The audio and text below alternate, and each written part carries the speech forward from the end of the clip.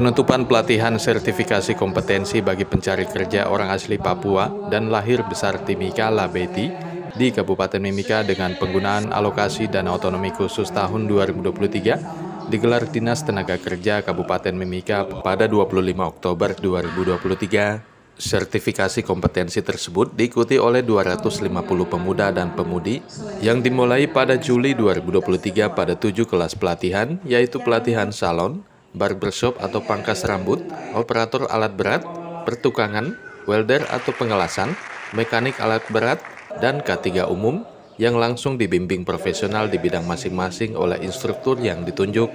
Dalam penutupan tersebut dihadiri oleh Asisten 3 Bidang Administrasi Umum Hendrite Tandiono, Kepala Baperinda Provinsi Papua Tengah sekaligus penanggung jawab Dana Otonomi Khusus Papua (EDY), pimpinan OPD, mitra pemerintah, dan lainnya.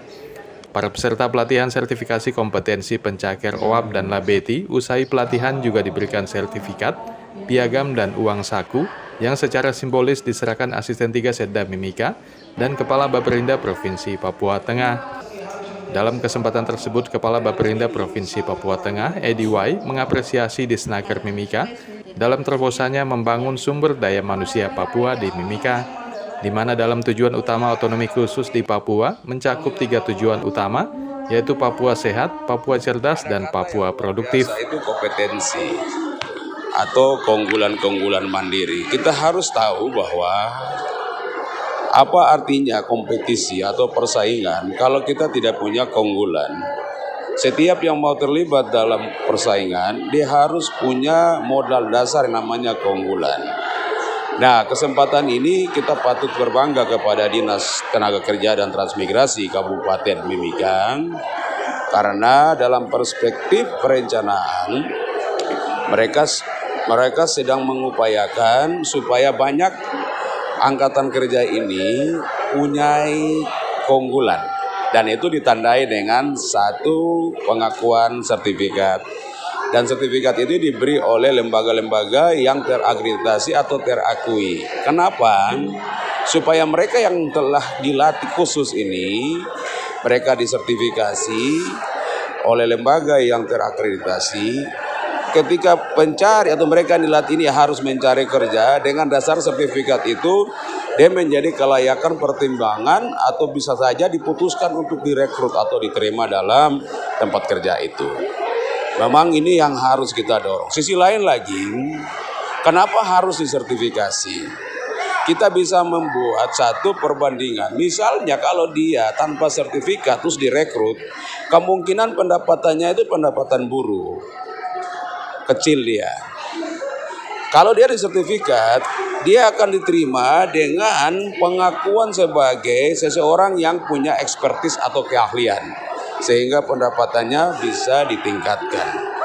Ya, dengan cara itu kita coba ikut memediasi.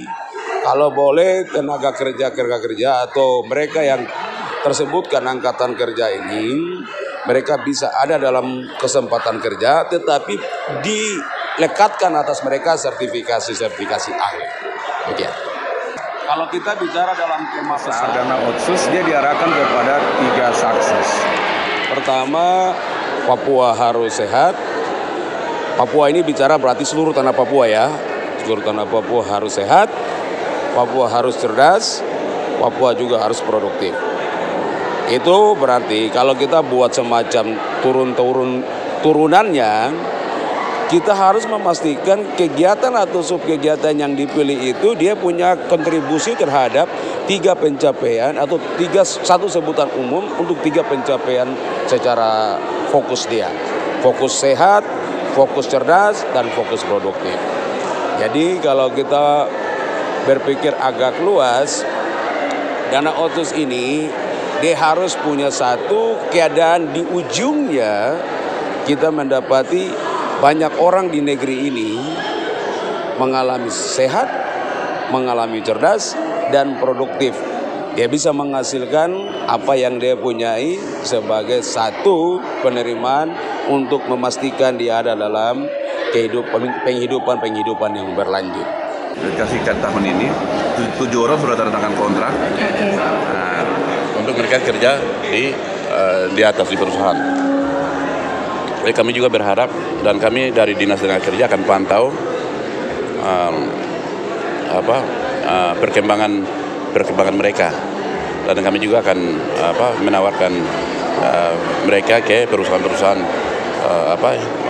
untuk supaya mereka bisa terekrut di atas. Dan bagi yang mereka mau buka lapangan kerja sendiri kayak macam welder, mereka mau buka las-las, nanti kita juga akan mendata.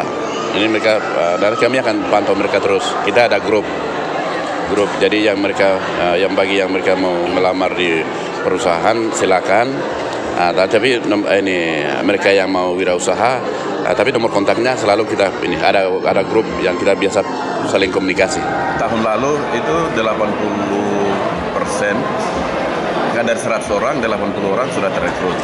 20 orang ini ada yang sakit meninggal, ada yang pindah tempat, ada yang nomor kontaknya hilang, jadi kita tidak bisa pantau mereka. Kami berharap tahun ini seperti tahun lalu, ya paling tidak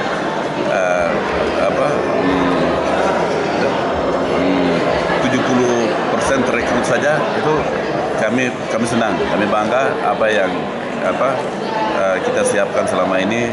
Kita kasih pelatihan kerja usaha kami, kerja keras pemerintah daerah, itu terwujud. Tim Liputan Papua MCTV.